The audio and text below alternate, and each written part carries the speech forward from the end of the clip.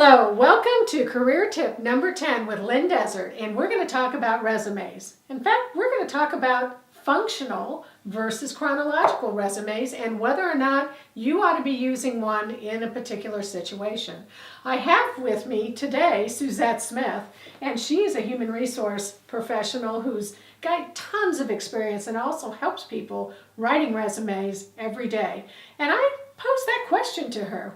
So can you give us a little brief synopsis about what's the difference between a functional resume and a chronological resume? Certainly. Chronological resume is when you actually record your work history, each of the jobs that you've had, along with the timeline of the length of time they were, along with a brief description of what you did in those jobs. Those are used for recruiters and headhunters. It just seems to serve better for that particular industry. The functional resume is when you actually list your job skills. Like for me, as an example, an HR person, I would say organizational development, benefits, all the different areas that I work in. Those are really great for the HR professional because then we can go ahead and map over with the position that we're interviewing for with your skill set. Wonderful. Great examples in terms of outlining what a functional versus a chronological resume is.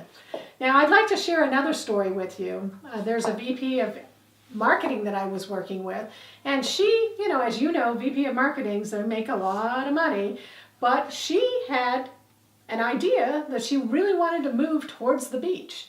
And the beach, do you think there's a lot of VP of marketing jobs over by the beach? Not too many. Not too many. So she was willing to take a lower position. And in doing so, she was throwing out her resume and companies were not calling because they saw this VP of marketing at the top of the chronological resume. So I had suggested, why don't you put together a functional resume that erases all the titles, kind of buries them down, and sure enough, she started getting phone calls. Now, once she got in, they happened to say, wow, you got all this experience. Why are you applying for this job? But at that point, the important thing is she was in the door. She was talking to the hiring manager, and that's what you want. That is the goal.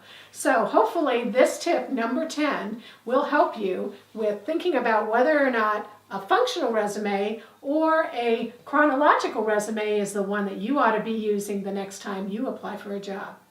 And we'll see you next time. Bye.